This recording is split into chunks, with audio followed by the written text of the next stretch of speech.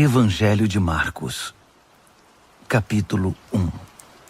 As boas notícias acerca de Jesus Cristo, a mensagem, começam aqui, seguindo ao pé da letra o livro do profeta Isaías. Observem com atenção. Enviei meu mensageiro adiante de vocês. Ele preparará a estrada para vocês. Trovão no deserto. Preparem-se para a chegada de Deus. Tornem o caminho plano e reto. João o Batista apareceu no deserto pregando um batismo de mudança de vida que leva ao perdão dos pecados. As pessoas se atropelavam para ir a ele, desde a Judéia e Jerusalém, e enquanto confessavam seus pecados, eram batizadas por ele no Rio Jordão, como sinal de uma vida transformada. João vestia uma túnica de pelo de camelo, amarrada à cintura por um cinto de couro. Alimentava-se de gafanhotos e mel silvestre. Sua pregação era esta: o mais importante está por vir. O protagonista deste drama, perante o qual sou um simples figurante, mudará a vida de vocês. Eu os batizo aqui no rio, mudando a velha vida de vocês pela vida no reino. O batismo dele, com o Espírito Santo, irá mudá-los de dentro para fora. Nessa época, Jesus de Nazaré apareceu na Galiléia e foi batizado por João no Jordão. Assim que saiu da água, Jesus viu o céu aberto e o Espírito de Deus, à semelhança de uma pomba, descendo sobre ele. Com a visão do Espírito, ouviu-se uma voz: Você é o meu filho, escolhido e marcado pelo meu amor, a alegria da minha vida. Imediatamente o Espírito guiou Jesus ao deserto. Durante 40 dias e noites, ele foi testado por Satanás. Animais selvagens eram sua companhia e os anjos tomavam conta dele. Depois que João foi preso, Jesus mudou-se para a Galiléia e ali pregava: O tempo é agora. O reino de Deus está aqui. Mudem de vida e creiam na mensagem. Caminhando pela praia do mar da Galiléia, Jesus avistou Simão e seu irmão André pescando com redes. Era nisso que trabalhavam. Jesus convidou-os: Venham comigo. Vou fazer de vocês um novo tipo de pescadores. Vou mostrar como pescar pessoas em vez de peixes. Sem fazer uma pergunta, eles simplesmente largaram as redes e foram com ele. Alguns metros adiante, perto da praia, ele viu os irmãos Tiago e João, filhos de Zebedeu, que estavam no barco consertando as redes. Jesus fez aos dois a mesma proposta. Imediatamente, eles deixaram seu pai, Zebedeu, o barco e os empregados e o acompanharam. Eles entraram em Cafarnaum. Quando o sábado chegou, Jesus foi logo para a sinagoga e passou o dia lá ensinando. O povo ficou admirado com seu ensino objetivo e confiante, sem os sofismas e as citações usados pelos líderes religiosos. De repente, estando ele ainda na sinagoga, a reunião foi interrompida por um homem extremamente perturbado, que gritava: O que você veio fazer aqui conosco, Jesus? Sei o que você veio fazer aqui, Nazareno. Você é o Santo de Deus e veio aqui para nos destruir. Jesus ordenou: Quieto, saia dele. O espírito perturbador agitou o homem, protestou em voz alta e saiu. Os ouvintes, impressionados, cochichavam entre si: O que está acontecendo aqui? Um novo ensinamento com demonstração prática? Ele consegue calar espíritos demoníacos imundos e ainda os expulsa. A notícia correu rapidamente e todos na Galiléia ficaram sabendo do incidente. Jesus saiu da sinagoga e foi para a casa de Simão e André, acompanhado por Tiago e João. A sogra de Simão estava de cama, ardendo em febre. Informado disso, Jesus foi até onde ela estava, pegou-a pela mão e a fez levantar-se. Tão logo a febre a deixou, ela foi preparar o jantar para eles. Ao anoitecer, depois do pôr do sol, foram trazidas a ele pessoas doentes e afligidas por espíritos malignos. A cidade inteira fez fila na porta da casa. Ele curou os corpos doentes e as almas atormentadas. Os demônios conheciam sua verdadeira identidade, mas ele não permitia que se pronunciassem. Ainda não havia amanhecido quando ele se levantou e retirou-se para orar num lugar isolado. Simão e os que estavam com ele foram procurá-lo. Eles o encontraram e disseram: "Todos estão à tua procura?" Jesus decidiu: "Vamos a outras cidades, para que eu possa pregar ali também. Faz parte da minha missão." Assim, por toda a Galiléia, ele visitou sinagogas, que era um lugar de reunião, pregando e expulsando demônios. Um leproso aproximou-se dele, ajoelhou-se e implorou: "Se o Senhor quiser, pode me purificar." Emocionado, Jesus estendeu a mão, tocou o leproso e disse: "Quero, fique limpo." A lepra desapareceu na hora. A pele do homem ficou lisa e saudável. Jesus o despediu com ordens estritas: "Não diga nada a ninguém. Apenas se apresente ao sacerdote e leve a oferta de purificação, como Moisés prescreveu, para validar a cura diante da comunidade." Mas assim que se afastou de Jesus, o homem saiu contando a cura que recebera, espalhando a notícia por toda a cidade. Jesus então passou a entrar na cidade de modo mais discreto, pois já não podia fazer isso publicamente. No entanto, ele logo foi encontrado, e o povo corria para ele, vindo de todos os lugares. Marcos, capítulo 2. Passados alguns dias, Jesus voltou para Cafarnaum, e a notícia de que ele havia voltado logo se espalhou.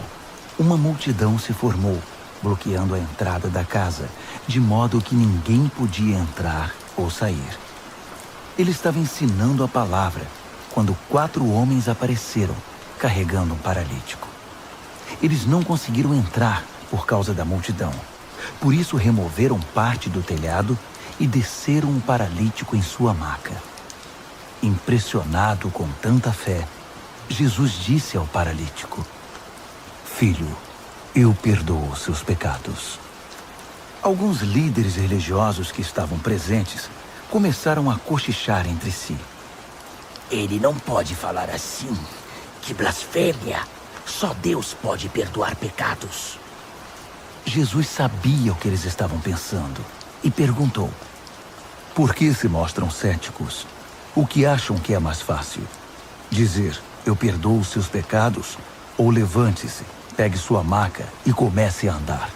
Pois bem, para que fique claro que sou o Filho do Homem e estou autorizado a fazer uma coisa e outra." Voltou-se para o paralítico e ordenou: "Levante-se, pegue sua maca e vá para casa." E o homem assim fez. Levantou-se, pegou sua maca e saiu andando diante de todos. Eles esfregaram os olhos, custando acreditar no que viam. Mas então louvaram a Deus. "Nunca vimos nada igual!" Jesus foi uma vez mais caminhar à beira-mar. E de novo, uma multidão foi atrás dele para ouvir seu ensino.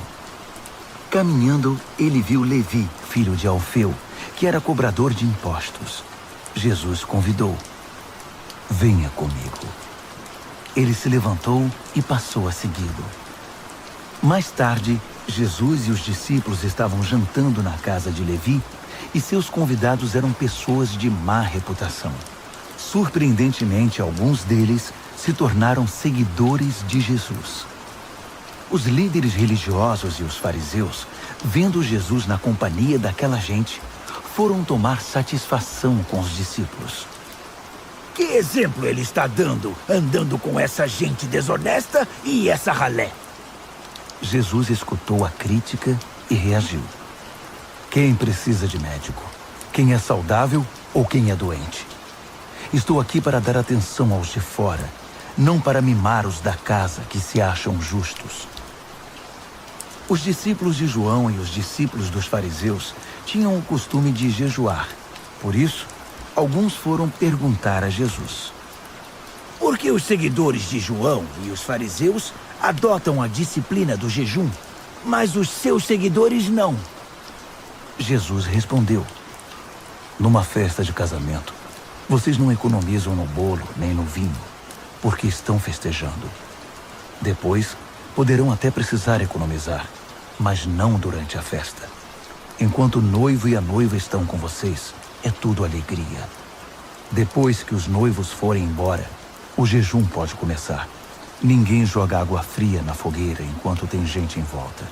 Essa é a vinda do reino.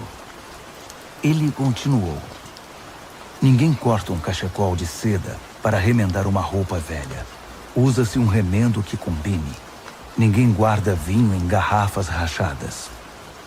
Num sábado, Jesus atravessava uma plantação de cereal. Enquanto caminhavam, os discípulos descascaram algumas espigas. Os fariseus reclamaram com Jesus: Seus discípulos estão quebrando as regras do sábado. Jesus reagiu: É mesmo? Vocês nunca leram o que Davi e seus companheiros fizeram quando estavam com fome? Ele entrou no santuário e comeu o pão fresco do altar na frente do sacerdote principal Abiatar. O pão santo, que ninguém podia comer senão os sacerdotes. E o repartiu com os companheiros. Jesus acrescentou: O sábado foi feito para o nosso benefício. Não somos escravos do sábado. O Filho do Homem não é escravo do sábado. É o Senhor dele. Marcos, capítulo 3. Depois disso, ele voltou à sinagoga e estava ali um homem que tinha uma das mãos aleijada. Os fariseus estavam de olho para ver se ele iria curá-lo, quebrando o sábado. Ele disse ao homem da mão aleijada: Fique aqui, onde todos possam vê-lo. Então ele perguntou aos presentes: Que atitude é coerente com o sábado? Fazer o bem ou o mal? Ajudar as pessoas ou deixá-las sem ajuda? Ninguém disse nada. Ele os encarou um a um, indignado com a religiosidade inflexível deles, e então ordenou ao homem: Estenda a mão. Ele a estendeu. Ela ficou perfeita. Os fariseus se retiraram imediatamente, discutindo como unir forças com os partidários de Herodes para acabar com Jesus. Jesus partiu com seus discípulos para o mar, só para sair dali. Mas uma multidão imensa foi atrás dele. Gente da Galiléia, da Judéia, de Jerusalém, da Idumeia, da região próxima do Jordão e das vizinhanças de Tiro e Sidom. Um mundaréu de gente desejosa de conhecer ao vivo aquele de quem tanto tinham ouvido falar. Ele recomendou aos discípulos que tivessem um barco preparado. Assim, não seria atropelado pela multidão. Pelo fato de ele haver curado muitas pessoas, todos os que sofriam de algum mal se acotovelavam para chegar o mais perto possível dele e tocá-lo. E no caso dos espíritos malignos, quando o reconheciam, caíam e gritavam: Você é o Filho de Deus! Mas Jesus não dava atenção a eles. Fazia-os calar, proibindo-os de dizer em público quem ele era. Ele subiu a uma montanha e convidou alguns para o acompanhar. Foram juntos, e ali ele escolheu 12 e os designou apóstolos. Jesus os reuniu para enviá-los a proclamar a palavra. Também lhes daria autoridade para expulsar demônios. Os 12 são: Simão. Jesus mais tarde chamou Pedro, que significa rocha. Tiago, filho de Zebedeu. João, irmão de Tiago. Jesus passou a chamar os irmãos Zebedeu de Boanerges, que significa filhos do trovão. André, Felipe, Bartolomeu, Mateus, Tomé, Tiago, filho de Alfeu, Tadeu, Simão o Zelote, Judas Iscariotes, que o traiu. Jesus foi para casa e, como sempre, uma multidão se formou em volta. Era tanta gente pedindo ajuda que ele não tinha tempo nem para comer. Alguns parentes informados da situação foram tirá-lo de lá, até pela força, se necessário. Eles suspeitavam que Jesus estava perdendo o juízo. Os líderes religiosos de Jerusalém espalharam o boato de que ele estava praticando magia negra, fazendo truques diabólicos para impressionar o povo, mostrando poder espiritual. Jesus contestou a calúnia. Faz sentido um demônio lutar contra outro demônio? Satanás expulsaria o próprio Satanás? Uma família que vive brigando se desintegrará. Se Satanás expulsa Satanás, não irá se destruir? Acham que é possível, em plena luz do dia, entrar na casa de um homem forte e acordado e roubar seus bens sem amarrá-lo primeiro? Amarrem-no e então poderão roubá-lo. Faço aqui uma advertência. Não há nada dito ou feito que não possa ser perdoado.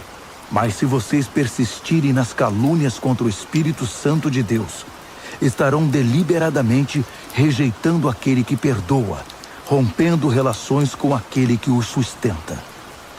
Ele fez essa advertência porque era acusado por eles de ter ligação com o maligno. Naquele momento, sua mãe e seus irmãos apareceram. Estando do lado de fora, mandaram um recado, dizendo que queriam falar com ele. Ele estava cercado pela multidão quando recebeu o recado. Sua mãe e seus irmãos estão lá fora à sua procura. Jesus respondeu: Quem vocês acham que são minha mãe e meus irmãos? Olhando ao redor para cada um dos que estavam sentados à sua volta, ele declarou: Estão bem aqui na frente de vocês. Esses são minha mãe e meus irmãos. Mais vale a obediência que laços de sangue. Quem faz a vontade de Deus é meu irmão, irmã e mãe. Marcos, capítulo 4. Ele voltou a ensinar à beira da praia.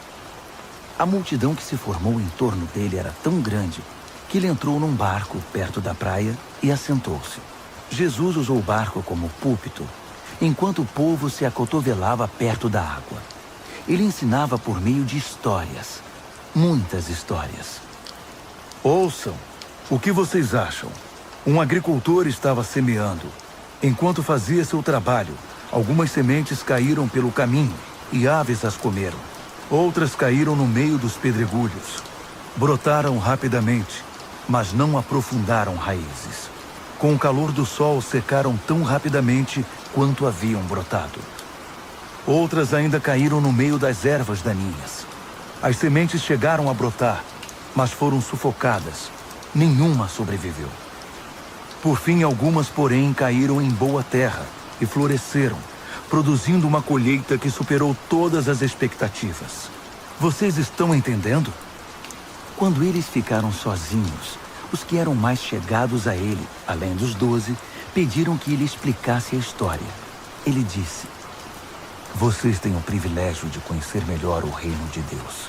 Conhecem as suas verdades. Mas para aqueles que ainda não podem ver, tudo é dito por meio de histórias, a fim de guiá-los a discernimentos mais profundos. Essas pessoas são assim. Seus olhos estão abertos, mas não veem nada. Seus ouvidos estão abertos, mas não entendem uma palavra. Recusam-se a voltar-se para Deus para receber perdão. Ele continuou: Entenderam o objetivo da história? Todas as minhas histórias têm o mesmo propósito. O agricultor planta a palavra. Alguns são como a semente que cai à beira do caminho. Assim que ouvem a palavra, Satanás arranca o que foi plantado neles. Outros são como a semente que cai no meio dos pedregulhos. Ouvem a palavra e a recebem com grande entusiasmo. Mas assim como a palavra não cria raízes, a emoção passa ou surge alguma dificuldade, não sobra nada. A semente lançada no meio das ervas daninhas é aquele que ouve a mensagem do reino, mas é vencido pela preocupação e pela ilusão de manter o que tem e de ganhar mais. A mensagem é sufocada e não sobra nada. A semente lançada na terra boa é a pessoa que ouve a palavra e a abraça. E a colheita supera todas as expectativas. Jesus continuou. Alguém compra uma lâmpada para pôr debaixo do tanque ou debaixo da cama?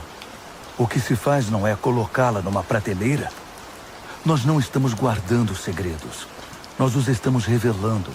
Não estamos escondendo nada, mas tornando público. Vocês estão entendendo? Ouçam bem o que estou dizendo. Fiquem atentos quando algum espertalhão ensinar que vocês podem vencer na vida por vocês mesmos. Dar é o caminho, não ganhar. Generosidade produz generosidade. A avareza empobrece. Então Jesus disse: o reino de Deus é como sementes lançadas num campo por um homem. Ele vai dormir e se esquece do que fez. A semente brota e cresce, mas ele nem imagina como isso ocorre. A terra dá conta de tudo, sem a ajuda dele. Primeiro o caule, depois a espiga e por fim o grão. Quando o grão está maduro, ele o colhe. É o tempo da colheita. Como podemos descrever o reino de Deus?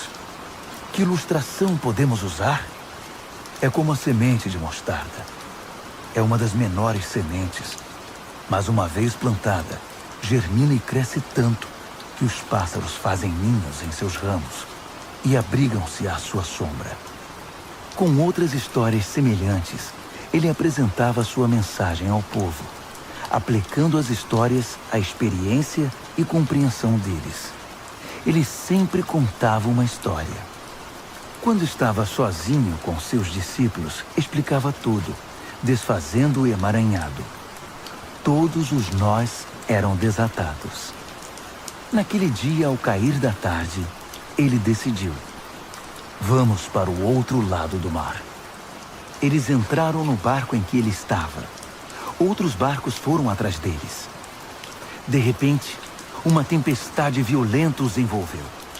As ondas invadiam a embarcação, ameaçando afundá-la, enquanto Jesus, com a cabeça sobre um travesseiro, dormia na popa do barco. Os discípulos o acordaram, implorando: mestre, não vais fazer nada! Nós vamos morrer!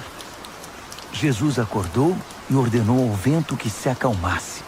Ele disse ao mar: quieto, sossegue. O vento virou brisa e o mar ficou em plena calmaria. Jesus repreendeu os discípulos: por que tanto medo? Vocês não têm fé? Eles estavam apavorados e confusos. Afinal, quem é este homem? Se perguntavam. Até o vento e o mar se acalmam quando ele ordena. Marcos, capítulo 5. Eles chegaram ao outro lado do mar, na terra dos Gerazenos. Assim que Jesus saiu do barco, um louco, vítima de demônios, saiu do cemitério e correu para ele. O homem vivia no meio das sepulturas. Ninguém conseguia prendê-lo. Era impossível acorrentá-lo ou amarrá-lo. Ele fora amarrado muitas vezes com cordas e correntes, mas quebrava as correntes e arrebentava as cordas. Ninguém era forte o bastante para subjugá-lo. Noite e dia, vagava entre as tumbas e pelas colinas, gritando e cortando o próprio corpo com pedras pontiagudas. Quando ele viu Jesus, correu na direção dele e curvou-se reverentemente. Depois, rugiu em protesto. O que queres comigo, Jesus, Filho do Deus Altíssimo? Em nome de Deus, não me perturbes. Jesus havia ordenado ao espírito maligno: Fora! Saia deste homem! Jesus perguntou: Diga-me seu nome. Ele respondeu: Meu nome é Multidão, pois somos muitos. Em desespero, implorou a Jesus que não o expulsasse daquela região. Uma grande manada de porcos estava pastando numa colina perto dali. Os demônios então suplicaram a Jesus: Manda-nos para os porcos, permita que vivamos neles. Jesus permitiu. Mas aos porcos aconteceu pior do que ao homem. Enlouquecidos, correram, pularam de um penhasco, caíram no mar e se afogaram. Aterrorizados, os que cuidavam dos porcos saíram em disparada e contaram o incidente na cidade e na região. Todos queriam ver de perto o que havia acontecido. Eles encontraram Jesus e viram um louco assentado, usando roupas decentes e em perfeita saúde, não mais como alguém fora do juízo. Os que haviam presenciado a cena contaram aos outros o que acontecera ao endemoniado e aos porcos. No princípio, os curiosos ficaram impressionados. Depois, ficaram revoltados por causa dos porcos que haviam perdido e imploraram a Jesus que saísse dali e nunca mais voltasse. Jesus estava indo para o barco e o homem que fora liberto dos demônios pediu para acompanhá-lo, mas o mestre não o permitiu. Em vez disso, aconselhou: vá para casa, para seu povo. Conte-lhes o que o mestre, num gesto de misericórdia, fez por você. O homem voltou e, na área das 10 cidades, dava testemunho do que Jesus havia feito por ele. Ele se tornou o assunto da cidade. Após a travessia, uma imensa multidão formou-se à beira-mar. Um dos líderes da sinagoga, chamado Jairo, foi falar com Jesus. Ajoelhou-se diante dele e suplicou: Minha filhinha está à beira da morte. Vem comigo e impõe as mãos sobre ela para que melhore. Jesus foi com ele, e a multidão inteira os acompanhou, apertando-o e empurrando-o. Uma mulher que estava sofrendo de hemorragia havia 12 anos ouviu falar de Jesus. Muitos médicos haviam tratado dela, mas sem sucesso. Levaram todo o seu dinheiro e a deixaram pior que antes. Ela esgueirou-se por trás dele e tocou sua roupa. Ela pensava: basta eu tocar em sua roupa para ficar boa. No momento em que o tocou, a hemorragia parou. Ela pôde sentir a mudança. Sabia que estava livre daquele mal. No mesmo instante, Jesus sentiu que dele saíra poder. Voltou-se para a multidão e perguntou: Quem tocou minha roupa? Os discípulos disseram: Como assim? A multidão empurra e aperta de todo lado. E o senhor quer saber quem o tocou? Mas ele insistiu, olhando ao redor para ver quem o tocara. A mulher, sabendo o que havia acontecido e que o havia tocado, tremendo de medo, ajoelhou-se diante dele e contou toda a história. Jesus lhe disse: Filha, você se arriscou por causa da sua fé e agora está curada. Tenha uma vida abençoada. Seja curada da sua doença. Enquanto ele ainda falava, algumas pessoas chegaram da casa do líder da sinagoga e informaram: Sua filha morreu. Por que continuar incomodando o mestre? Ouvindo o que diziam, Jesus tranquilizou o homem. Não dê atenção a eles. Apenas confie em mim. Ele não permitiu que ninguém fosse com ele, exceto Pedro, Tiago e João. Entraram na casa, abrindo caminho entre os fofoqueiros, sempre ávidos por uma novidade, e pelos vizinhos que haviam trazido comida. Jesus foi ríspido com eles. Por que todo esse falatório e essa choradeira sem sentido? A criança não está morta, está dormindo. As pessoas na casa zombavam dele, achando que ele não sabia o que estava dizendo. Contudo, Jesus dispensou todos eles, chamou o pai e a mãe da criança e seus companheiros e entrou no quarto da menina. Segurando a mão dela, ordenou: Talita, cumi, que significa: menina, levante-se. Ela se levantou e começou a andar. A menina tinha 12 anos de idade. Os pais, obviamente, não continham a alegria. Mas Jesus deu ordens estritas para que não contassem nada a ninguém e ordenou: Deem a ela alguma coisa para comer.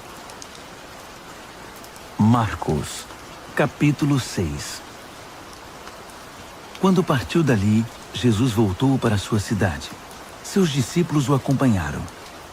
No sábado, ele começou a ensinar na sinagoga. Os ouvintes ficaram impressionados. Ele é muito bom, comentavam. De onde vem tanta sabedoria, tanta capacidade? Perguntavam-se. Não demorou, porém, já estavam falando mal dele. Ora, ele é apenas um carpinteiro, o filho de Maria. Nós o conhecemos desde menino. Conhecemos também seus irmãos, Tiago, José, Judas e Simão, e suas irmãs. Quem ele pensa que é? Mesmo sem conhecê-lo direito, eles o desprezavam. Jesus declarou: um profeta só não é importante em sua terra e em sua família, nas ruas em que brincou quando criança. Jesus não pôde fazer muita coisa ali. Impôs as mãos sobre uns poucos doentes e os curou. Nada mais. Não pôde vencer a resistência deles. Assim, decidiu visitar as outras cidades, ensinando o povo. Jesus convocou os 12 e enviou-os em duplas. Deu-lhes autoridade e poder para enfrentar a oposição maligna, além das seguintes instruções. Não pensem que precisarão de muito equipamento para cumprir a missão. Vocês são um equipamento. Nada de depender do dinheiro.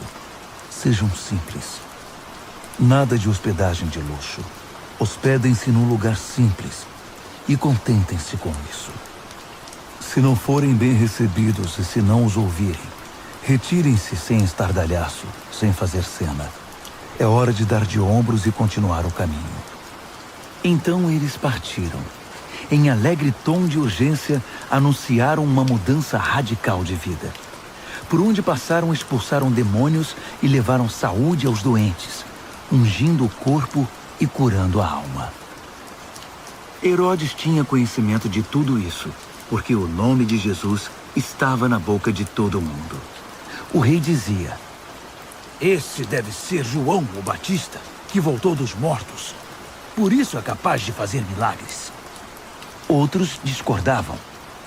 Não, é Elias. Outros ainda opinavam.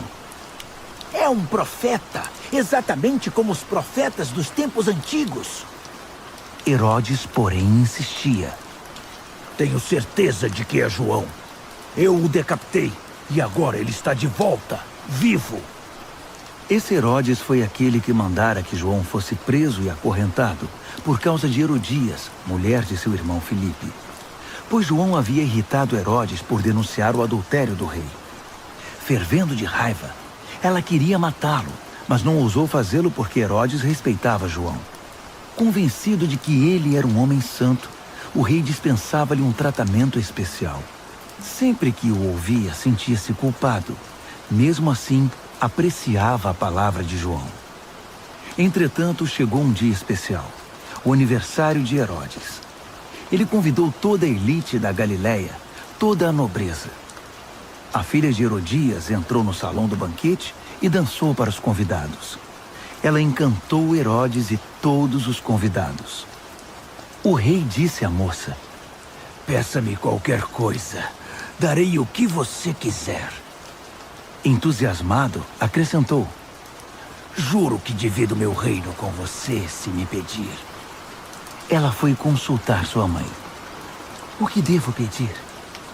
Peça a cabeça de João, o Batista, foi a resposta. Empolgada, ela correu até o rei e pediu: quero a cabeça de João, o Batista, numa bandeja. E quero agora. O pedido deixou o rei abalado. Mas para não perder o prestígio diante dos convidados, concedeu o que ela desejava. Ordenou que o carrasco fosse à prisão e trouxesse a cabeça de João. Ele cortou a cabeça de João e trouxe-a numa bandeja. Entregou-a à moça, que a levou para sua mãe. Quando os discípulos de João souberam do fato, foram buscar o corpo e lhe deram um sepultamento digno. Os apóstolos voltaram de sua missão e relataram a Jesus tudo o que haviam feito e ensinado. Jesus disse: venham, vamos parar e descansar um pouco. Era tanta gente indo e vindo que eles não tinham tempo nem para comer. Eles entraram no barco e foram para um lugar mais tranquilo. Entretanto, alguém os viu partindo. E a notícia se espalhou. Muita gente saiu correndo das cidades vizinhas e chegou ao lugar de destino antes deles. Quando Jesus saiu do barco, uma multidão imensa o aguardava. Ao ver todo aquele povo, ele ficou comovido. Afinal, eram como ovelhas sem pastor. Ele imediatamente pôs-se a ensiná-los. Já no cair da tarde, os discípulos viram que Jesus estava se alongando e o interromperam. Estamos no meio do nada e está ficando tarde. Despede o povo para que eles saiam e consigam o que comer nas redondezas. Jesus respondeu: vocês vão dar comida a eles. Eles perguntaram: É sério? Mesmo que gastemos uma fortuna? Mas ele não estava brincando. Quantos pães vocês têm? Verifiquem. Não demorou para saberem. 5 pães e 2 peixes, informaram. Jesus mandou que todos se assentassem em grupos de 50 ou de 100 na grama verde. Ele tomou os 5 pães e os 2 peixes, olhou para o céu, orou, abençoou o pão, partiu-o e entregou tudo aos discípulos, que por sua vez o repartiram com o povo. Ele fez o mesmo com o peixe. Todos comeram e ficaram satisfeitos. Os discípulos recolheram 12 cestos de sobras, e os que participaram da refeição foram cerca de 5.000. Terminada a refeição, Jesus insistiu em que os discípulos entrassem no barco e fossem para Betsaida, enquanto ele despedia o povo. Em seguida, ele subiu a uma montanha para orar. Tarde da noite, o barco já estava longe, e Jesus ainda estava em terra. Ele podia ver a dificuldade de seus companheiros com os remos, pois o vento estava contra o barco. Por volta das 4 horas da madrugada, Jesus foi na direção deles, andando sobre o mar. E quando se aproximou e eles o viram, pensaram que fosse um fantasma e gritaram apavorados. Jesus tratou de tranquilizá-los. Calma, sou eu. Não tenham medo. Assim que ele entrou no barco, o vento cessou. Eles ficaram perplexos, coçando a cabeça e tentando entender tudo o que havia acontecido. Não haviam entendido o que ele fizera na hora da refeição.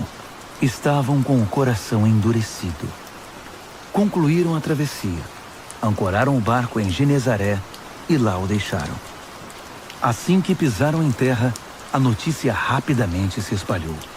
O povo correu até onde eles estavam, trazendo doentes em macas. Para onde quer que ele fosse, aldeia, cidade ou rota de comércio, os doentes eram levados até um local público. Eles imploravam que Jesus lhes permitisse tocar pelo menos na orla de sua roupa. E todos que a tocavam eram curados. Marcos, capítulo 7. Os fariseus e alguns líderes religiosos, vindos de Jerusalém, reuniram-se à volta dele para reclamar que os discípulos dele eram negligentes com as purificações rituais antes das refeições. Os fariseus e judeus em geral jamais participariam de uma refeição sem primeiro proceder ao ritual da lavagem das mãos, principalmente se tivessem chegado da feira, para não mencionar como limpavam canecas, panelas e outras vasilhas. Os fariseus e os líderes religiosos perguntaram: por que seus discípulos desrespeitam as leis, fazendo as refeições sem lavar as mãos? Jesus reagiu: Isaías estava certo a respeito de enganadores como vocês. Ele acertou em cheio. Esse povo faz um grande show, dizendo as coisas certas, mas o coração deles não está nem aí para o que dizem. Fazem de conta que me adoram, mas é tudo encenação. Eles me usam apenas como desculpa para ensinar o que se adapta ao seu gosto, alterando o mandamento de Deus e sempre adotando modismos. Ele continuou: que conveniente, não? Vocês se livram do mandamento de Deus para seguir os modismos religiosos sem serem incomodados. Moisés disse claramente: respeitem seu pai e sua mãe. Disse também: quem desrespeitar o pai ou a mãe será morto. Mas vocês driblam o mandamento, Alegando que é perfeitamente aceitável dizer ao pai ou à mãe: vou ofertar a Deus a ajuda financeira que eu deveria dar a vocês. Assim, vocês se livram da obrigação que têm para com os pais. Vocês anulam a palavra de Deus e a trocam por suas próprias regras. Vocês são especialistas nesse tipo de coisa. Dirigindo-se à multidão, ele acrescentou: ouçam agora, todos vocês. Prestem bastante atenção. Não é o que vocês comem que contamina a vida. É o que sai de vocês. Essa é a verdadeira contaminação. Ele voltou para casa depois de falar à multidão e seus discípulos disseram: não entendemos. O Senhor poderia nos explicar? Jesus respondeu: vocês também? Será que não entendem? Não sabem que o que se come não pode contaminar ninguém? Pois o que se come não vai para o coração, mas para o estômago. É digerido e depois é eliminado. Com isso, Jesus desafiou as minuciosas leis dietéticas dos judeus, afirmando que todos os alimentos podem ser comidos. Ele continuou: o que contamina é o que sai da pessoa. É do coração que vomitamos maus pensamentos, obscenidade, imoralidade, roubo, assassinato, adultério, cobiça, depravação, engano, bebequice, olhar maldoso, calúnia, arrogância, insensatez. Essa é a verdadeira contaminação. Dali, Jesus partiu e foi para os arredores de Tiro. Entrou numa casa para não ser encontrado, mas a notícia de sua chegada se espalhou. Ele estava dentro de casa quando uma mulher, cuja filha era perturbada por um espírito maligno, ficou sabendo de sua presença ali. Ela se ajoelhou aos seus pés, implorando ajuda. A mulher era grega, cirofenícia de nascimento, e pediu que ele curasse sua filha. Ele disse: espere sua vez. Os filhos devem ser alimentados primeiro. Se sobrar alguma coisa, os cães poderão comer. Ela foi rápida. Entendo, mestre. Mas os cães não comem das migalhas que os filhos deixam cair? Jesus ficou impressionado. Tem razão. Vá para casa. Sua filha não está mais perturbada. A aflição demoníaca se foi. Ela foi para casa e encontrou a filha tranquila na cama, livre daqueles tormentos. Ele deixou a região de Tiro e voltou para o mar da Galileia, passando por Sidom e pelo distrito das 10 cidades. Algumas pessoas trouxeram um homem que não podia ouvir nem falar e pediram a Jesus que impusesse as mãos sobre ele. Jesus tocou nos ouvidos do homem e passou-lhe um pouco de saliva na língua. Então orou, suspirou profundamente e ordenou: Efatá, abra-se. E assim aconteceu. O homem ouvia e falava perfeitamente. Jesus ordenou que mantivessem o fato em segredo, mas eles, entusiasmados, não paravam de falar no assunto. Diziam: ele faz tudo muito bem. Faz até o surdo ouvir e o mudo falar. Marcos, capítulo 8. Foi na mesma ocasião que Jesus outra vez se viu diante de uma multidão faminta. Ele chamou seus discípulos e disse: Estou com o coração partido por causa desta gente. Há 3 dias estão comigo e não tenho o que comer. Não posso mandá-los embora com fome. Vão acabar desmaiando no caminho. Alguns vieram de muito longe. Os discípulos perguntaram: Mas onde vamos encontrar comida suficiente para todos neste lugar deserto? Jesus perguntou: Quantos pães vocês têm? 7 pães, informaram. Jesus então mandou que o povo se assentasse. Depois de ter dado graças, tomou os 7 pães, partiu-os e entregou-os aos discípulos para que os repartissem com o povo. Havia também alguns peixes. Ele abençoou os peixes e ordenou aos discípulos que os repartissem de igual modo. Todos comeram à vontade, e foram necessários 7 grandes cestos para recolher as sobras. E os que participaram da refeição foram cerca de 4.000. Depois de despedir a multidão, Jesus entrou no barco com os discípulos e foram para Dalmanuta. Quando chegaram, os fariseus vieram pressioná-lo para que ele desse uma prova de quem era. Desafiado, Jesus perguntou: por que esta geração pede um sinal milagroso como garantia? A verdade é que vocês não terão sinal nenhum. Dali ele voltou para o barco e dirigiu-se para o outro lado do mar. Os discípulos, porém, esqueceram-se de levar pão, exceto por um pedaço. Aproveitando a oportunidade, Jesus aconselhou-os: fiquem de olho no fermento dos fariseus e dos partidários de Herodes. Pensando que ele os repreendia por haverem esquecido o pão, começaram a culpar um ao outro. Percebendo o que se passava, Jesus perguntou: por que estão discutindo por haverem esquecido o pão? Não entenderam ainda? Não conseguem perceber? Não se lembram dos 5 pães que demos aos 5.000? Quantos cestos de sobras vocês recolheram? Eles responderam: 12. E dos 7 pães para os 4.000? Quantos cestos de sobras vocês recolheram? 7. Ele perguntou: ainda não entendem? Ao chegarem eles a Betsaida, algumas pessoas trouxeram um cego e pediram a Jesus que o tocasse. Tomando-o pela mão, ele o levou para fora da cidade. Passou saliva nos olhos do homem, impôs as mãos sobre ele e perguntou: consegue ver alguma coisa? Ele olhou para cima e disse: Vejo homens, só que eles parecem árvores andando. Jesus voltou a impor as mãos sobre ele. Dessa vez, o homem percebeu que havia recuperado completamente a visão. Agora via tudo com perfeição. Jesus mandou-o para casa, advertindo: não entre na cidade.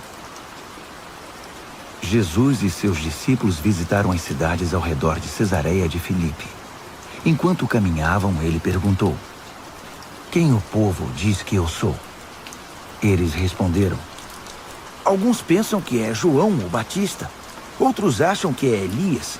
Há quem pense que é algum dos profetas. Ele insistiu: e vocês, quem acham que eu sou? Pedro declarou: tu és o Cristo, o Messias. Jesus pediu que guardassem segredo, que não dissessem nada a ninguém.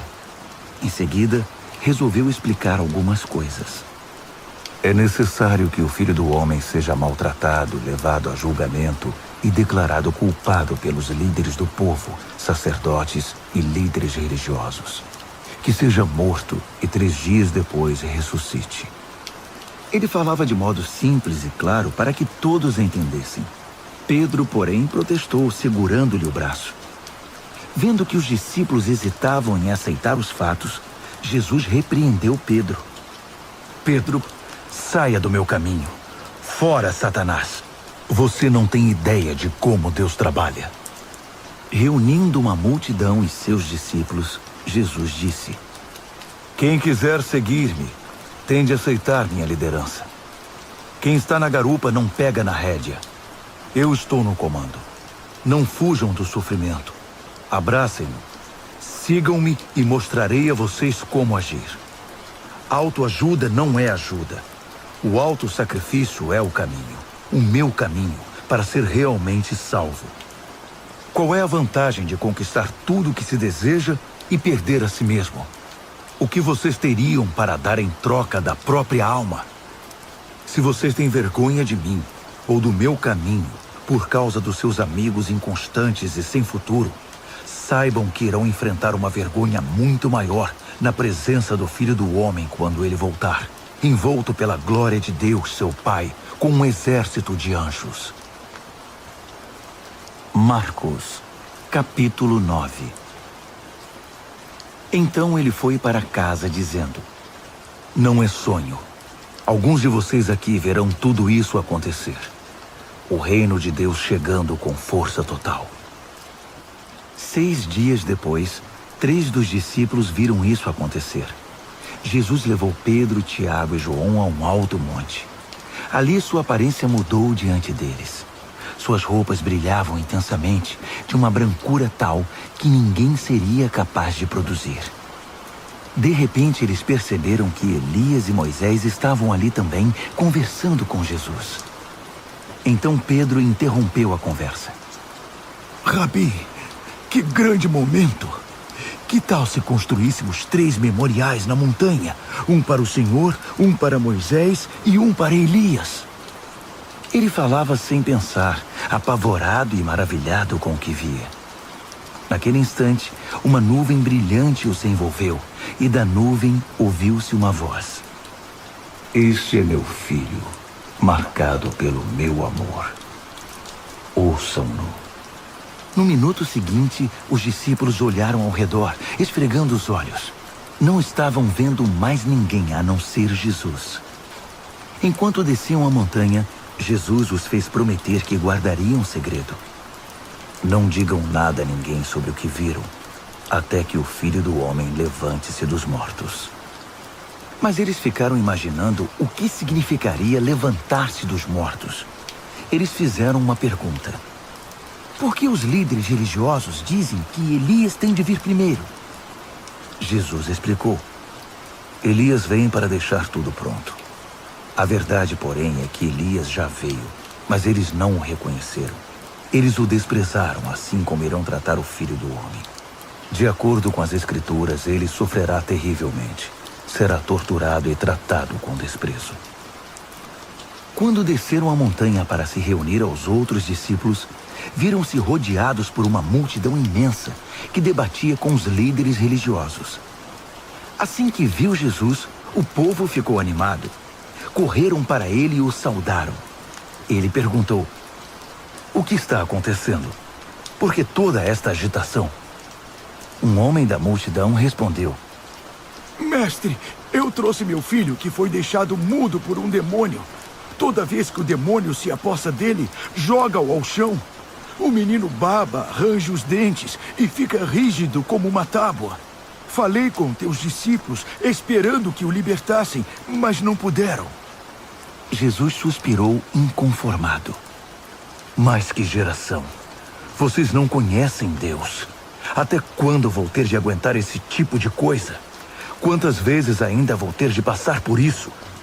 Tragam o menino aqui. Eles o trouxeram. Quando o demônio viu Jesus, apossou-se do menino, que ficou babando e se contorcendo no chão. Jesus perguntou ao pai do menino: há quanto tempo isso acontece? Desde que era pequeno. Muitas vezes o demônio o joga no fogo ou no rio para matá-lo. Se o Senhor puder fazer alguma coisa, tenha misericórdia e nos ajude. Jesus disse: se eu puder, tudo é possível para quem tem fé. Assim que Jesus disse essas palavras, o pai do menino exclamou: eu creio, mas me ajude a vencer as minhas dúvidas. Percebendo que a plateia ficava cada vez maior, Jesus deu ordens expressas ao espírito maligno. Espírito mudo e surdo, eu ordeno. Sai dele e não volte. Com muito estardalhaço, o espírito saiu. O menino estava pálido como um defunto, de modo que as pessoas começaram a dizer: ele está morto. Mas tomando-o pela mão, Jesus o levantou. O menino ficou em pé. Depois que chegaram a casa, os discípulos perguntaram a Jesus: por que não podemos expulsar o demônio? Ele respondeu: não há outro meio de se livrar desse tipo de demônio, a não ser com oração. Saindo dali, viajaram pela Galiléia. Jesus não queria que ninguém soubesse de seu paradeiro, pois queria ensinar seus discípulos. Ele anunciou: o Filho do Homem está para ser traído por gente que não quer nada com Deus. Eles o matarão, mas 3 dias depois ele aparecerá, vivo. Eles não sabiam do que ele estava falando, mas tinham medo de perguntar. Eles foram para Cafarnaum. Já em casa, ele perguntou: o que vocês discutiam pelo caminho? O silêncio foi constrangedor, porque eles estavam discutindo sobre quem deles era o maior. Ele se assentou, chamou os 12 e disse: saibam que quem quiser ser o primeiro ficará por último e será servo de todos. Ele pôs uma criança no meio da sala e, pegando-a nos braços, disse: Quem recebe uma dessas crianças como eu estou fazendo, recebe-me também. Mais que isso, recebe o próprio Deus que me enviou. Então João disse a Jesus: Mestre, vimos um homem usando o teu nome para expulsar demônios e o impedimos, porque ele não é do nosso grupo. Jesus reprovou-os. Não o impeçam. Ninguém pode usar meu nome para fazer algo bom e poderoso e no momento seguinte afastar-se de mim. Se ele não é inimigo, é aliado. Qualquer um que lhes der um copo d'água em meu nome está do nosso lado, e Deus levará isso em conta. Mas quem prejudicar esses que são como crianças, intimidando-os ou tirando proveito da simplicidade deles, logo irá desejar nunca ter feito isso.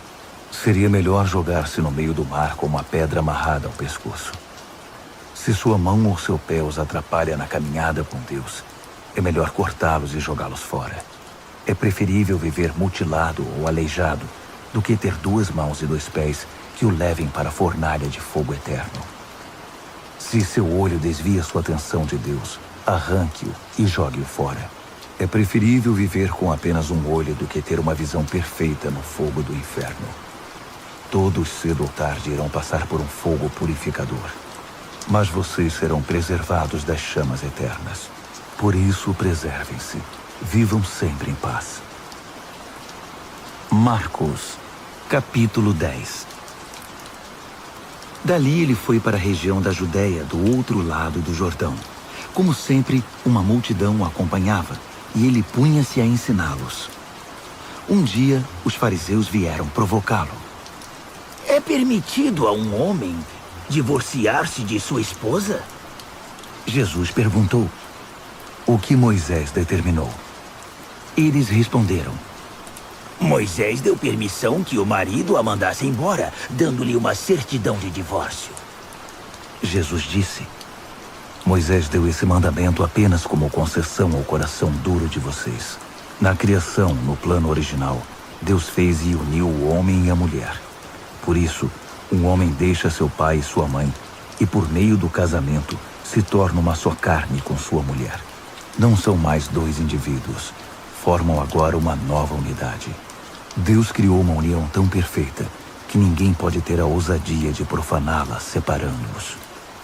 Depois que estavam em casa, os discípulos voltaram a tocar no assunto. Jesus foi muito direto. O homem que se divorcia de sua esposa para se casar com outra comete adultério contra ela. A mulher que se divorcia do marido para se casar com outro comete adultério também. Alguns estavam trazendo crianças a Jesus, na esperança de que ele as abençoasse. Mas os discípulos deram uma bronca nessa gente. Jesus não escondeu a irritação. Não tentem afastar essas crianças. Não as impeçam de vir a mim. O reino de Deus é feito de pessoas que são como crianças. Prestem atenção. Se vocês não aceitarem o reino de Deus com a simplicidade de uma criança, nunca entrarão nele. Então, tomando as crianças nos braços, impunha as mãos sobre elas e as abençoava. Jesus caminhava pela rua e um homem veio correndo, ajoelhou-se e perguntou: Bom mestre, o que devo fazer para alcançar a vida eterna? Jesus perguntou: Por que você me chama bom? Ninguém é bom a não ser Deus. Você conhece os mandamentos. Não mate, não cometa adultério, não roube, não minta, não engane. Honre seu pai e sua mãe. Ele disse: Mestre, faço tudo isso desde muito novo. Jesus olhou-o nos olhos e, cheio de amor por ele, disse: Falta algo. Venda tudo o que você tem e dê aos pobres. Toda a sua riqueza então estará no céu. Depois venha me seguir. Foi um choque. Aquela era a última coisa que ele esperava ouvir. Assim, abatido, ele se foi. Sendo muito apegado aos seus bens, não queria abrir mão de tudo. Enquanto observava, Jesus disse aos seus discípulos: Vocês fazem ideia de como é difícil para os ricos entrar no reino de Deus? Os discípulos foram pegos de surpresa, mas Jesus continuou: Vocês não imaginam como é difícil. É mais fácil um camelo passar pelo fundo de uma agulha. Os discípulos ficaram chocados. Se é assim, quem tem chance? Perguntaram. Jesus olhou bem firme para eles e disse: Ninguém tem chance se pensam que conseguirão pelo esforço próprio. A única maneira é deixar Deus agir. Só Ele tem o poder de fazer.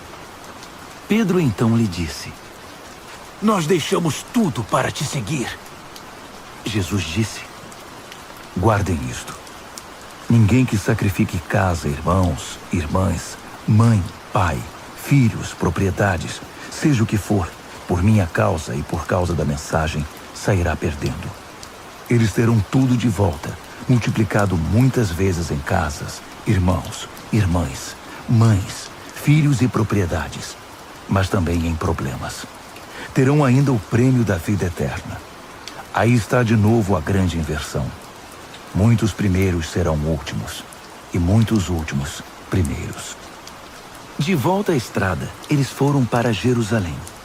Jesus ia adiante, e eles o seguiam, confusos e um pouco amedrontados. Ele chamou os 12 e disse: Ouçam-me com atenção. Estamos a caminho de Jerusalém. Quando chegarmos lá, o Filho do Homem será entregue aos mestres da lei e aos líderes religiosos. Eles irão condená-lo à morte. Eles o entregarão aos romanos, que irão zombar dele, cuspir nele, torturá-lo e matá-lo.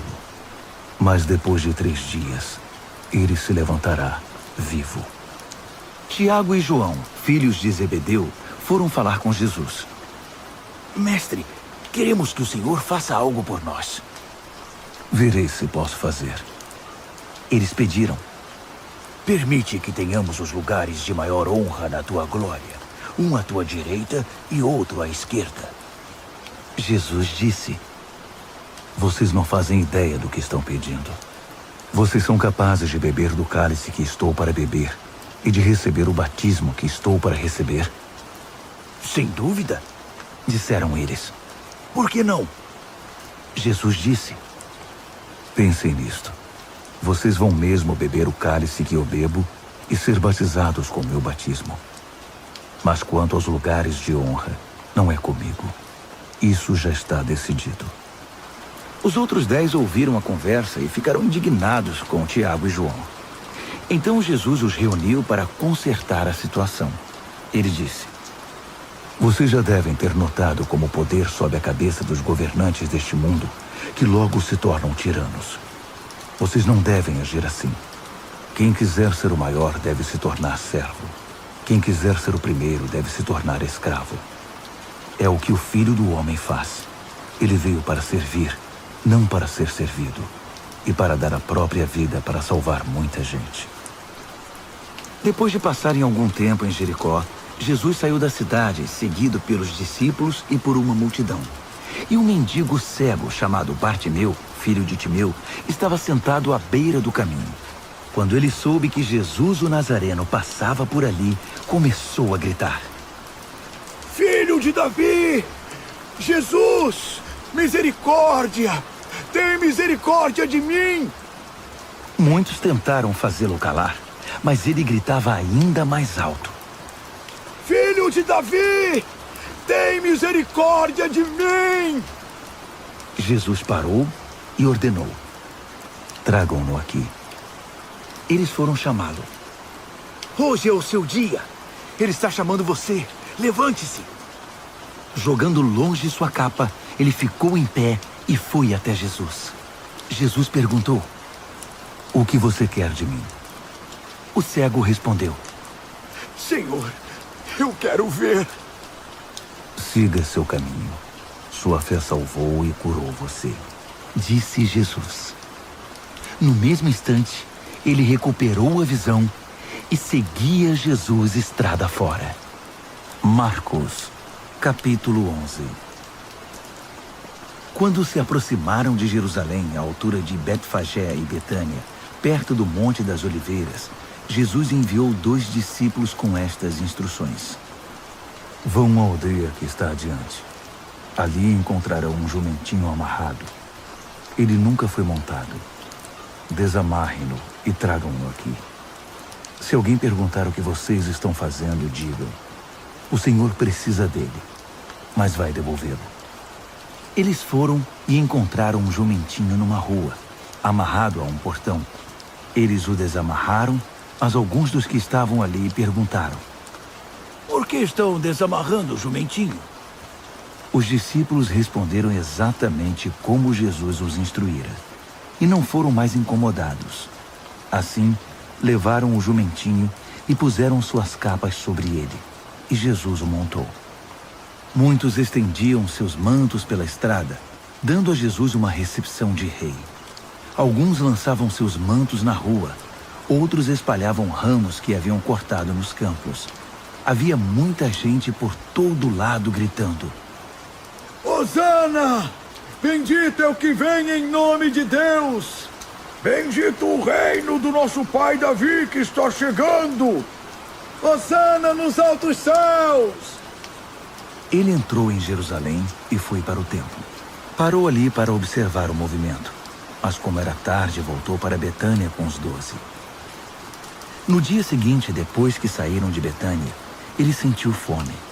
No caminho avistou uma frondosa figueira. Aproximou-se dela para encontrar figos, mas não achou nada além de folhas. Não era a época de figos. Ele disse à árvore: Nunca mais alguém comerá dos seus frutos. E os discípulos ouviram. Chegando a Jerusalém, entraram no templo, e Jesus começou a expulsar todos os que faziam comércio ali. Ele derrubou as mesas dos agiotas e as bancas dos vendedores de pombas. Também não permitiu que ninguém mais passasse carregando cestos pelo recinto sagrado. Ele explicou suas ações com o seguinte texto: Minha casa foi designada casa de oração para as nações, mas vocês a transformaram em ponto de encontro de ladrões. Ao tomar conhecimento desses fatos, os principais sacerdotes e os líderes religiosos decidiram que era a hora de se livrar dele. Estavam em pânico, porque o povo se mostrava encantado com os seus ensinamentos. À noite, Jesus e seus discípulos deixaram a cidade. Pela manhã, andando pela estrada, eles viram a figueira. Estava seca até a raiz.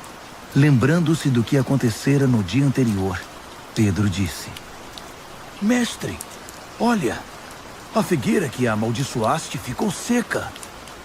Jesus foi direto. Assumam de fato o seu compromisso com Deus, e nada será difícil para vocês.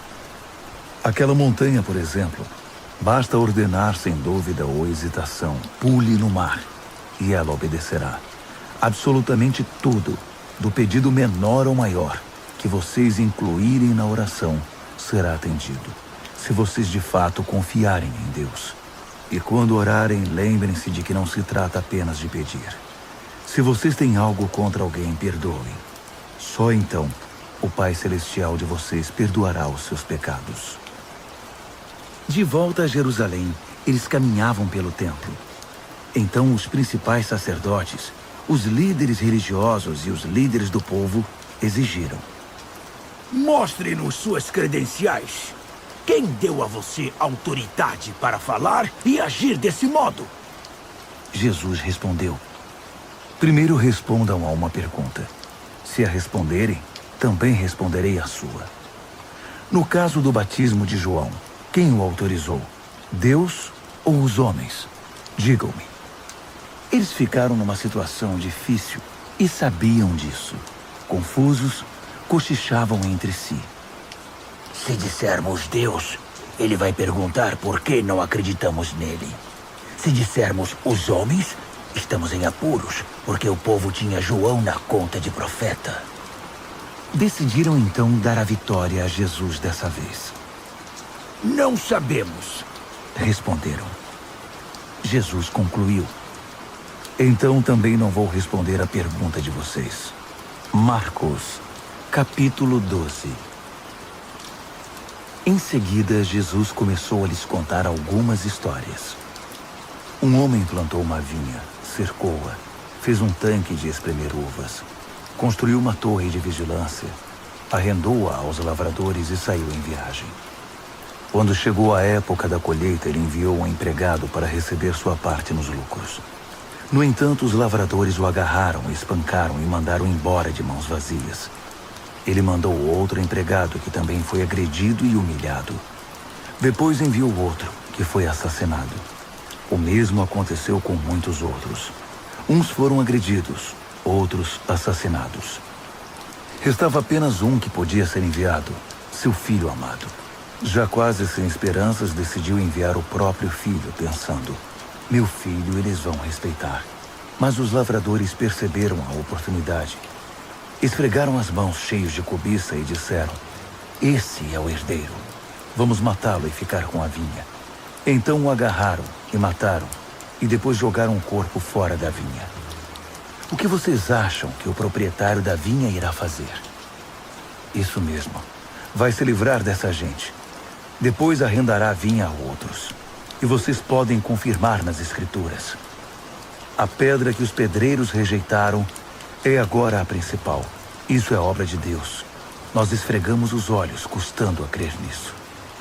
Percebendo que o recado era para eles, os líderes religiosos quiseram prendê-lo na hora. Mas como estavam receosos da opinião pública, acharam melhor recuar.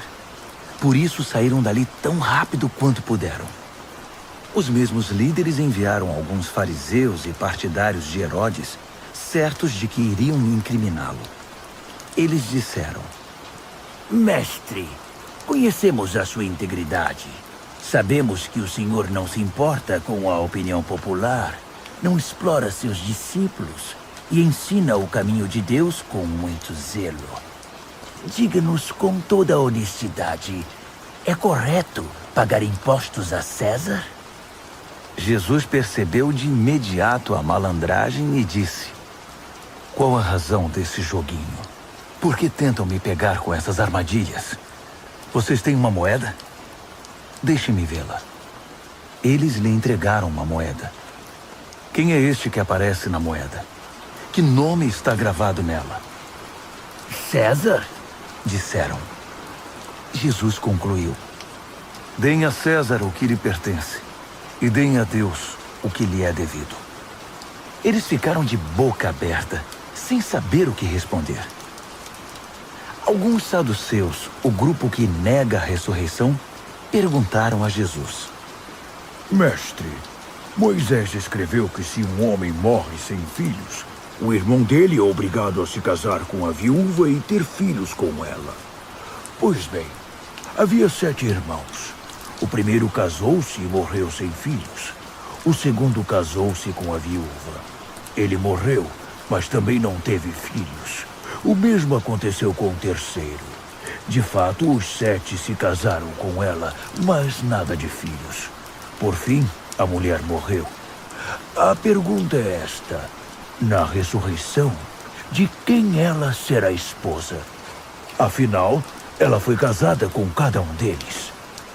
Jesus respondeu: vocês estão raciocinando errado e vou dizer por quê. Primeiro, não conhecem as Escrituras. Segundo, não sabem como Deus atua. Depois da ressurreição, o casamento já não mais existirá. Assim como os anjos, toda a nossa atenção estará em Deus. Com respeito à ressurreição dos mortos, vocês nunca leram as Escrituras? Vejam que Deus, de dentro da sarça, disse a Moisés: eu sou, não eu era, o Deus de Abraão, o Deus de Isaque e o Deus de Jacó. O Deus vivo é o Deus dos vivos, não dos mortos. Portanto, vocês não sabem de nada.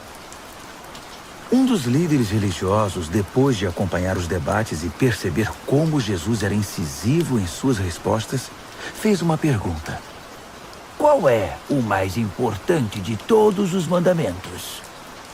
Jesus respondeu: o primeiro em importância é o seguinte: ouça, Israel, o Senhor seu Deus é único. Ame o Senhor seu Deus com toda a paixão, toda a fé, toda a inteligência e todas as forças. E o segundo é: ame o próximo como a você mesmo. Não há nenhum outro mandamento que se compare a esses. Um líder religioso disse: que resposta maravilhosa, mestre! Tão lúcida e precisa. Deus é único e não há outro. Devemos amá-lo com toda a paixão, inteligência e forças, e amar ao próximo como a nós mesmos. Isso é melhor que qualquer oferta ou sacrifício. Quando Jesus percebeu como aquele homem era sábio, comentou: Você está quase lá, quase no reino de Deus. A partir daquele momento, ninguém mais ousou fazer perguntas a Jesus. Enquanto ensinava no templo, Jesus perguntou: Como podem os líderes religiosos ensinar que o Messias é filho de Davi, quando todos sabemos que Davi, inspirado pelo Espírito Santo, disse: Deus disse ao meu Senhor: Assente-se aqui ao meu lado direito até que eu faça dos seus inimigos um descanso para os pés. Davi declara que o Messias é seu mestre. Como pode, então, o Messias ser também seu filho? A multidão estava maravilhada com o que ouvia. Ele continuou a ensinar: Cuidado com os líderes religiosos. O prazer deles é ostentar títulos acadêmicos, receber elogios publicamente, desfrutar posições de destaque e assentar-se nos lugares principais durante o serviço religioso. Além disso, o tempo todo eles exploram os fracos e indefesos. Quanto mais oram, pior fica a situação deles. Mas no fim, eles irão pagar por tudo isso. Assentado atrás de um gasofilácio, ele observava o povo depositar dinheiro na hora da coleta. Os ricos faziam ofertas voltosas, mas uma viúva pobre aproximou-se e ofertou 2 pequenas moedas, uns míseros centavos. Jesus chamou os discípulos em particular e comentou: A verdade é que essa viúva pobre deu uma oferta maior que a dos demais. Todos os outros deram do que não precisavam. Ela fez uma extravagância, algo que não podia fazer. Deu tudo o que possuía.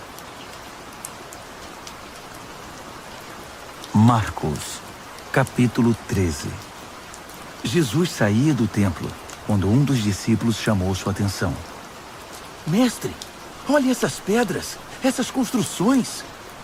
Jesus disse: Vocês estão impressionados com essa arquitetura grandiosa?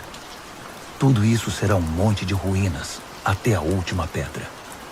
Mais tarde, enquanto ele estava sentado no Monte das Oliveiras, num local de onde podia avistar o templo, Pedro, Tiago, João e André foram conversar com ele. Quando essas coisas vão acontecer? Que sinal teremos de que tudo caminha para um desfecho? Jesus explicou: Cuidado com os falsos profetas do fim dos tempos. Muitos líderes com identidade falsa alegarão: Eu sou o Messias. Eles vão enganar muita gente. Quando ouvirem falar de guerras e ameaças de guerra, não entrem em pânico. Serão notícias comuns, não um sinal do fim. Haverá cada vez mais guerras entre as nações e conflitos entre os líderes. Em vários lugares haverá terremotos e fome. Mas tudo isso é nada comparado com o que está por vir. Fiquem atentos, pois vocês serão levados aos tribunais, e tudo irá de mal a pior. Vocês serão torturados, e todos perseguirão os que levam o meu nome. Vocês serão postos como sentinelas da verdade. A mensagem tem de ser pregada em todo o mundo. Quando traírem vocês e os levarem aos tribunais, não se preocupem com o que dizer. Quando chegar o momento, digam o que estiver no coração. O Espírito Santo dará testemunho por intermédio de vocês. Haverá irmão matando irmão, pai matando filho, filho matando os pais. Todos odiarão vocês por causa do meu nome. Fiquem firmes. Isso é necessário. Fiquem firmes até o fim. Vocês não ficarão desamparados, pois serão salvos. Estejam preparados para fugir quando virem a besta da profanação, estabelecida onde nunca deveria estar. Quem lê não terá dificuldade de entender o que estou falando. Quando isso acontecer, se vocês estiverem na Judéia naquele tempo, corram para as colinas. Se estiverem trabalhando no quintal, não voltem para buscar nada em casa. Se estiverem no campo, não voltem para buscar agasalho. As grávidas e as que amamentam sofrerão mais. Orem para que isso não aconteça no inverno. Serão dias difíceis. Nada parecido aconteceu desde que Deus fez o mundo, nem depois haverá. Se esses dias de aflição seguissem o curso normal, ninguém suportaria. Mas por causa dos escolhidos de Deus, a aflição será encurtada. Se alguém anunciar, aqui está o Messias, ou apontar, lá está ele, não caiam nessa. Falsos messias e pregadores mentirosos surgirão aos montes. Suas credenciais impressionantes e seus deslumbrantes espetáculos, se possível, iludiriam até os escolhidos de Deus. Fiquem atentos, pois eu os avisei com antecedência. Após aqueles tempos difíceis, o sol perderá o seu brilho, a lua ficará nublada, as estrelas cairão do céu e os poderes cósmicos sofrerão abalo. Então todos irão ver o Filho do Homem chegar em grande estilo. Seu esplendor encherá o céu. Ninguém deixará de ver. Ele enviará seus anjos, que ajuntarão os escolhidos de Deus dos 4 cantos da terra, desde os lugares mais distantes. Aprendam a lição da figueira. Quando percebem que ela começou a florescer e verdejar, vocês sabem que o verão está chegando. O mesmo acontecerá com vocês. Quando virem os sinais, saberão que não demorará muito. Levem isso a sério. Não estou me dirigindo apenas às gerações futuras, mas a vocês também. Esta era continua até que todas essas coisas aconteçam. O céu e a terra vão desaparecer, mas as minhas palavras jamais. Querem saber o dia e a hora? A verdade é que ninguém sabe, nem os anjos do céu, nem mesmo o Filho, só o Pai. Portanto, fiquem atentos, pois vocês não sabem o momento exato. É como um homem que vai viajar e deixa a casa sob a responsabilidade dos empregados, cada qual com uma tarefa, e põe um porteiro para vigiar. Portanto, permaneçam em seu posto, vigiando. Vocês não sabem a que horas o dono da casa vai voltar. De noite, à meia-noite, ao cantar do galo ou pela manhã. Vocês não vão querer que ele apareça sem aviso e os encontre dormindo no posto. Por isso reforço a advertência. Permaneçam em seus postos. Vigiem. Marcos, capítulo 14. Dali a 2 dias começaria a festa da Páscoa, com 8 dias de duração, e a festa dos pães sem fermento. Os principais sacerdotes e líderes religiosos estavam procurando um modo de prender Jesus e matá-lo. Eles concordaram em que não deveriam fazer isso durante a semana da Páscoa. Não queremos iniciar uma guerra, disseram. Jesus estava em Betânia como convidado de Simão, o leproso. Enquanto jantava, uma mulher apareceu com um frasco de perfume muito caro. Abrindo o frasco, ela derramou o perfume sobre a cabeça de Jesus. Alguns convidados ficaram indignados. Que desperdício! Esse perfume poderia ser vendido pelo valor do salário de 1 ano e o dinheiro distribuído entre os pobres. Eles fuzilavam a mulher com os olhos. Jesus, porém, disse: Deixem-na em paz. Por que vocês a incomodam? Ela acaba de fazer algo tão maravilhoso para mim. Os pobres estarão sempre aí, todos os dias, mas eu não. Sempre que quiserem, poderão fazer algo por eles, mas não para mim. Ela fez o que pôde, quando pôde. Ungiu meu corpo para o sepultamento. Tenho certeza de uma coisa. Em qualquer lugar do mundo em que a mensagem for pregada, o que ela fez aqui será lembrado e admirado. Então Judas Iscariotes, um dos 12, procurou o sacerdote principal, determinado a trair Jesus. Eles mal podiam acreditar no que ouviam e lhe prometeram uma boa recompensa. Ele ficou apenas esperando o momento certo de entregá-lo. No primeiro dia da festa dos pães sem fermento, dia de preparar o sacrifício da Páscoa, os discípulos perguntaram a Jesus: Onde queres que preparemos a ceia da Páscoa? Ele orientou 2 dos discípulos. Vão para a cidade. Um homem com um jarro de água encontrará vocês. Sigam-no. Perguntem ao proprietário da casa em que ele entrar. O mestre quer saber em qual aposento ele poderá comer a ceia da Páscoa com seus discípulos. O homem mostrará a vocês uma sala no 2º andar, espaçosa, limpa e arrumada. Façam ali os preparativos. Os discípulos foram para a cidade e tudo aconteceu como ele lhes dissera. Eles prepararam ali a refeição pascal. Depois do pôr do sol, ele chegou com os 12. Quando estavam à mesa, Jesus disse: Tenho algo difícil, mas importante a dizer. Um de vocês me trairá. Alguém que, neste momento, come comigo. Chocados, começaram a dizer um após o outro: Eu não! Ele respondeu: É um dos 12. Alguém que come sempre comigo.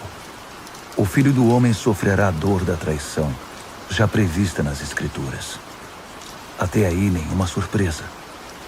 Mas ai do traidor do Filho do Homem. Melhor que ele nunca tivesse nascido. Durante a refeição, depois de tomar o pão e abençoá-lo, Jesus o partiu, deu-o aos discípulos e disse: Tomem, isto é meu corpo. Tomando o cálice e dando graças a Deus, entregou-o a eles também, e todos beberam. Ele disse: Isto é meu sangue, a nova aliança de Deus, derramado em favor de muitos. Não beberei vinho outra vez até o dia em que o beber no reino de Deus. Então eles cantaram um hino e foram para o Monte das Oliveiras. Jesus alertou-os: Por causa do que vai acontecer comigo, vocês irão se dispersar. Isso é para cumprir um texto das Escrituras que diz: Vou ferir o pastor, e as ovelhas ficarão desorientadas. Mas depois que eu ressuscitar, irei adiante de vocês para a Galileia. Mas Pedro, todo afoito, declarou: Ainda que todo mundo fuja, eu não fugirei. Jesus respondeu: Não tenha tanta certeza. Ainda esta noite, antes que o galo cante 2 vezes, você vai me negar 3 vezes. Pedro protestou, falando sem pensar: Ainda que eu tenha de morrer contigo, jamais te negarei. Todos os outros disseram o mesmo. Então eles foram para um jardim chamado Getsêmani. Jesus disse aos discípulos: Fiquem aqui, enquanto vou orar mais adiante. Levando consigo Pedro, Tiago e João, ele mergulhou em grande agonia e declarou: A tristeza que sinto é uma tristeza de morte. Fiquem aqui e vigiem comigo. Indo um pouco mais adiante, prostrou-se no chão e orou: Paizinho, Pai, tu podes me livrar. Afasta este cálice de mim. Mas, por favor, não seja o que eu quero, mas sim o que tu queres. Quando voltou aos discípulos, encontrou os 3 dormindo e disse a Pedro: Simão, você veio para dormir? Não pode aguentar nem 1 hora? Fiquem atentos. Orem sempre para que não caiam em tentação antes mesmo de perceber o perigo. Uma parte de você está disposta a fazer qualquer coisa por Deus, mas a outra parte simplesmente não reage. Depois disso, voltou ao seu lugar e fez a mesma oração. Retornando mais uma vez, ele os encontrou dormindo. Eles simplesmente não conseguiam manter os olhos abertos e não tinham nem como se desculpar. Ele voltou pela 3ª vez e disse: Vocês vão dormir a noite toda? Minha hora chegou. O Filho do Homem está prestes a ser traído e entregue nas mãos dos pecadores. Levantem-se. Vamos. O traidor chegou. Ele mal acabou de falar e Judas, do grupo dos 12, apareceu, acompanhado por um bando de maus elementos enviados pelos principais sacerdotes, líderes religiosos e demais líderes. Eles traziam espadas e paus. O traidor havia combinado um sinal com eles. Aquele a quem eu beijar é o procurado. Prendam-no. Não o deixem fugir. Ele foi direto a Jesus e o beijou, dizendo: Mestre. Os homens então o prenderam com muita brutalidade. Mas um dos que estavam com Jesus desembainhou a espada e atacou o servo do sacerdote principal, cortando-lhe a orelha. Mas Jesus reagiu. O que é isto? Vieram me buscar com espadas e paus, como se eu fosse um bandido perigoso? Dia após dia estive ensinando no templo, e vocês nunca moveram um dedo contra mim. Vocês acabam de confirmar os escritos proféticos. Nessa hora, Todos os discípulos já haviam fugido. Um jovem seguia o grupo de longe. Tudo que ele trazia sobre o corpo era um lençol. Alguns daqueles homens tentaram agarrá-lo, mas ele escapou. Fugiu nu, deixando o lençol para trás. O grupo que prendeu Jesus levou-o ao sacerdote principal, que estava reunido com os principais sacerdotes, líderes do povo e líderes religiosos. Pedro os seguira a uma distância segura. Quando chegaram ao pátio do sacerdote principal, ele se misturou com os servos e foi se aquecer perto da fogueira. Os principais sacerdotes, conspirando com o concílio judaico, tentavam achar acusações contra Jesus para condená-lo à morte. Não encontraram nada. Muitos davam falso testemunho, mas um depoimento contradizia o outro. Alguns homens apareceram com esta história. Nós o ouvimos dizer: vou derrubar o templo, construído com tanto esforço, e em 3 dias construirei outro, sem ao menos erguer a mão. Mesmo assim, não havia plena concordância entre os relatos. Nesse momento, o sacerdote principal levantou-se e perguntou a Jesus: O que você tem a dizer dessa acusação? Jesus não deu resposta. O sacerdote principal insistiu, mudando a pergunta. Você é o Messias? O Filho do Deus bendito? Jesus foi direto. Sim, eu sou, e você mesmo verá. O Filho do Homem assentado à direita do Todo-Poderoso, vindo nas nuvens do céu. Nessa hora, o sacerdote principal perdeu a compostura. Rasgando a própria roupa, gritou: Ouviram isso? Acham que precisamos de mais testemunhas? Vocês testemunharam a blasfêmia! Vão deixar que isso fique assim? Por unanimidade, eles o condenaram, e foi sentença de morte. Alguns começaram a cuspir nele. Vendaram-lhe os olhos e batiam nele, provocando. Quem bateu em você? Profetize! Os guardas levaram-no dali, sem interromper o espancamento. Enquanto isso, Pedro estava no pátio. E aconteceu que uma das empregadas do sacerdote principal, vendo Pedro se aquecer ali, olhou para ele e disse: Você estava com Jesus, o Nazareno? Mas ele negou. Não sei do que você está falando. Quando ele passou pelo pórtico, um galo cantou. A moça apontava para ele e dizia aos que estavam por ali: Ele é um deles, tenho certeza. E Pedro negou mais uma vez. Pouco depois, as pessoas ali começaram a insistir. Você tem de ser um deles. Está na cara que você é Galileu. Então Pedro ficou muito nervoso e jurou: Nunca vi esse homem de quem vocês estão falando. Na mesma hora, o galo cantou pela segunda vez. Pedro lembrou-se do que Jesus dissera: Antes que o galo cante 2 vezes, você vai me negar 3 vezes. Sem se conter, desabou a chorar.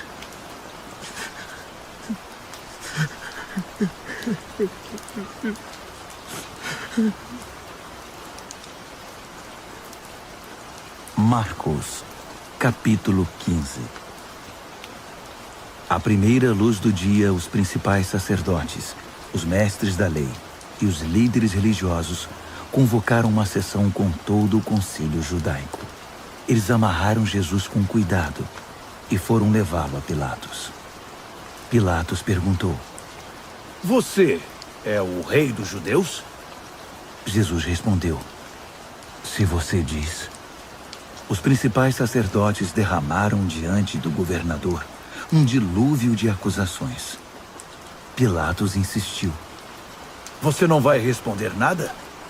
São muitas acusações. Mesmo assim, ele ficou em silêncio. Pilatos ficou impressionado. Havia o costume de se libertar um prisioneiro na festa, qualquer um que o povo pedisse. Na ocasião, havia outro prisioneiro chamado Barrabás, preso com revoltosos que haviam cometido assassinato num levante contra Roma. A multidão logo iria apresentar seu pedido, e Pilatos se antecipou a eles. Vocês querem que eu liberte o rei dos judeus? O governador sabia que fora por pura inveja que os sacerdotes haviam entregado Jesus.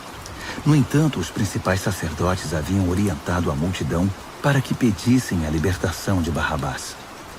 Mas Pilatos perguntou: Então, o que farei com este homem que vocês chamam rei dos judeus? Eles gritaram. Crucifique-o! Pilatos objetou. Mas por qual crime? Contudo, eles gritavam ainda mais alto. Crucifique-o! Pilatos atendeu ao pedido da multidão. Libertou Barrabás e entregou Jesus para ser açoitado e crucificado. Os soldados levaram Jesus ao palácio, chamado Pretório, e reuniram uma tropa inteira. Vestiram-no com um manto de púrpura e puseram uma coroa de espinhos na cabeça dele. Então, começou a zombaria. Viva o rei dos judeus!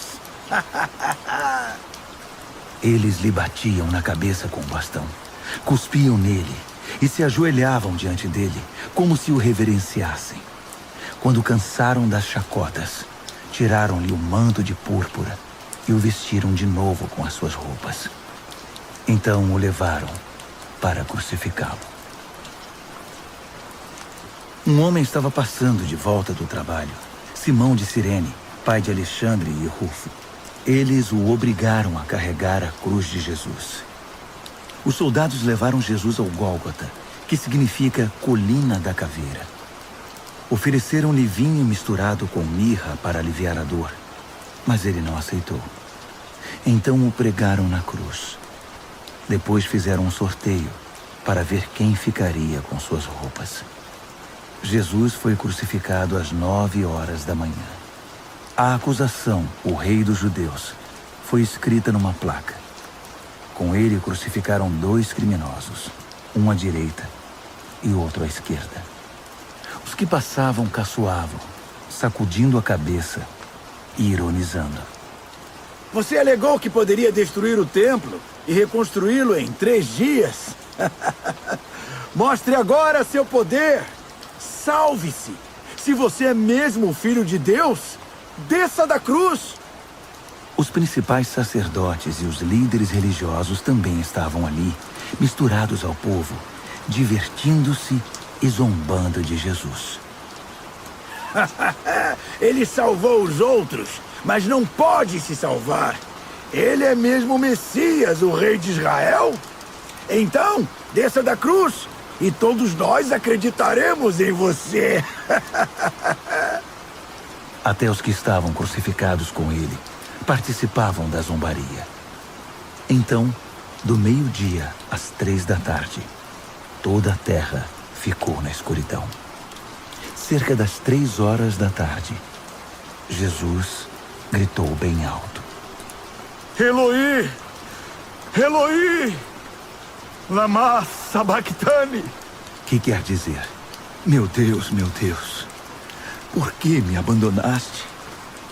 Alguns dos que viram aquilo o ouviram e disseram: Ele está chamando Elias. Um deles correu, pegou uma esponja mergulhada em vinagre e ergueu-a numa haste e deu-o de beber a Jesus e disse: Vamos ver se Elias vem para tirá-lo daí. E depois de um grito de dor, Jesus deu seu último suspiro. Naquele instante, a cortina do templo rasgou-se ao meio, de alto a baixo. Quando o capitão da guarda viu que Jesus já não respirava mais, exclamou: Ele era o Filho de Deus. Algumas mulheres observavam à distância. Entre elas Maria Madalena, Maria, mãe do jovem Tiago e de José, e Salomé. Quando Jesus estava na Galileia, elas o seguiam e serviam e tinham vindo com ele para Jerusalém. Mais tarde, sendo o dia da preparação, isto é, a véspera do sábado, apareceu José de Arimateia, membro respeitado do concílio judaico. Ele aguardava com expectativa a vinda do reino de Deus. enchendo-se de coragem, procurou Pilatos e pediu o corpo de Jesus. Pilatos duvidou que ele tivesse morrido tão rapidamente e mandou o capitão verificar se Jesus estava de fato morto. Com a garantia do capitão, ele entregou o corpo a José. José havia comprado um lençol de linho. Depois, envolveu o corpo e o depositou no túmulo que havia escavado na rocha. Pôs uma grande pedra na entrada. Maria Madalena e Maria, mãe de José, observaram o sepultamento. Marcos, capítulo 16. Passado o sábado, Maria Madalena, Maria, mãe de Tiago e Salomé trouxeram especiarias para embalsamar Jesus. Na manhã de domingo, assim que o sol raiou, elas foram ao túmulo. Estavam preocupadas e diziam umas às outras: quem irá rolar a pedra do túmulo para nós? Ao chegar, elas descobriram que a pedra já havia sido rolada. Era uma pedra muito grande. Elas se aproximaram e viram um jovem vestido de branco, assentado à direita. Ficaram muito assustadas. Então, ele lhes disse: não tenham medo. Sei que vocês procuram Jesus, o Nazareno, aquele que foi crucificado. Ele ressuscitou. Não está mais aqui. Vejam vocês mesmas que o lugar está vazio. Agora podem ir. Digam aos discípulos dele e a Pedro que ele vai adiante de vocês para a Galiléia. Vocês o verão lá, exatamente como ele disse. Elas saíram o mais rápido que puderam, nervosas e ainda um tanto atordoadas. Amedrontadas, não disseram nada a ninguém. Depois de ressuscitar, Jesus apareceu bem cedo, na manhã de domingo, para Maria Madalena, a quem havia libertado de 7 demônios. Ela procurou os antigos companheiros na fé, chorando, e deu a notícia a eles. Quando ouviram que ele estava vivo e que ela o tinha visto, não acreditaram nela. Mais tarde, ele apareceu de forma diferente a 2 deles que caminhavam pelo campo. Eles voltaram e contaram aos demais, mas estes também não acreditaram no relato. Depois disso, quando os 11 estavam jantando, ele apareceu e os repreendeu severamente pela incredulidade, pois se recusavam a acreditar nos que o tinham visto ressuscitado. Então, ele ordenou: saiam pelo mundo. Vão a toda parte e anunciem a mensagem com as boas notícias de Deus para todos. Quem crer e for batizado está salvo. Quem se recusar a crer está condenado. Esses são alguns dos sinais que acompanharão os que crerem. Eles vão expulsar demônios em meu nome, falar em novas línguas, pegar em serpentes e até beber veneno sem que nada lhes aconteça. Também vão impor as mãos sobre os enfermos e curá-los. Então o Senhor Jesus, depois de orientá-los, foi elevado ao céu e assentou-se ao lado de Deus no lugar da mais alta honra. Os discípulos saíram por toda parte pregando. O Senhor trabalhava com eles, confirmando a mensagem com provas inquestionáveis.